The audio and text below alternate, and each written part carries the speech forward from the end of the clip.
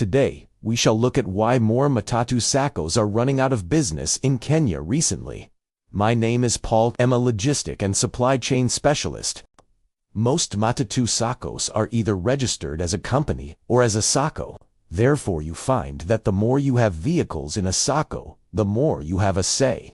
You will find most investors in a Sacco are the ones who manage everything. You cannot be a manager and be an accountant at the same time. At the annual general meeting, you get veered financial statement. This is one way investors lose money in a Sacco. Therefore, be careful which Sacco you choose. It will either break you or make you. If the management doesn't have qualified people, please run for your life. You are there to make money, not to lose money. What kind of drivers do you entrust with the vehicles? Most drivers in Kenya make more money than the owner of the Matatu. This has made Matatu owners to sell their vehicles out of losses.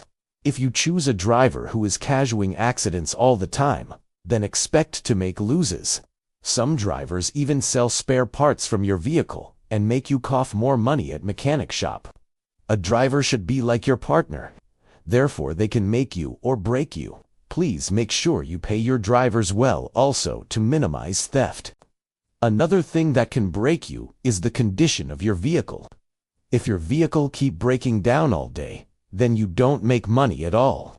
These days, people in Kenya choose a well-kept and maintained Nissan.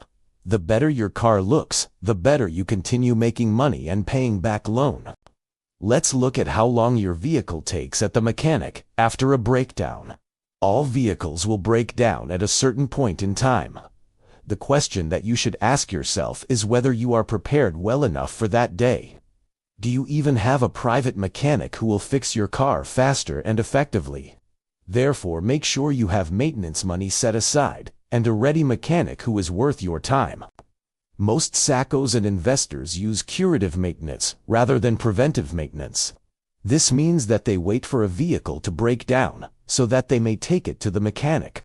Wise people always use preventive maintenance, whereby they take their car for checkup after a certain miles or kilometers. This will help you reduce breakdown on the road. Imagine a situation where 10 vehicles are at mechanic shop, therefore causing the Sacco management to borrow other vehicles from other Saccos. Another factor is police officer. I'm not sure how Saccos deal with these issues, but I have seen a situation whereby Saccos avoid making accidents all time and they train their drivers how to be effective on the road. They also have a lawyer that comes in when there is a major issue with the local authorities.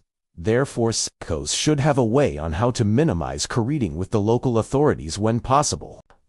Now we look at how you charge prices.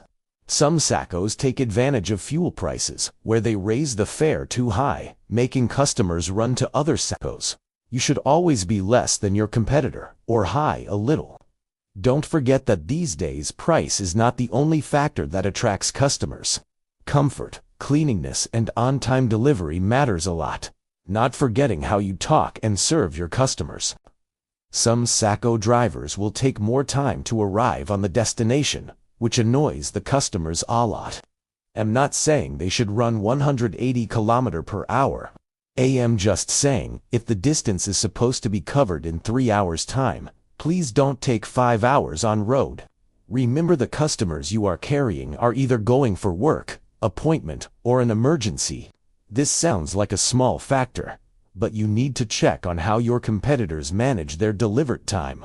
Don't fuel your Nissan when you already have customers on board. Just fuel earlier before carrying customers. Therefore, before joining a Sacco, talk to the drivers. They actually know more and see more. Then do your due diligence and make a conclusion. More Saccos will continue to be closed if they continue doing work the traditional way. Technology has already set in.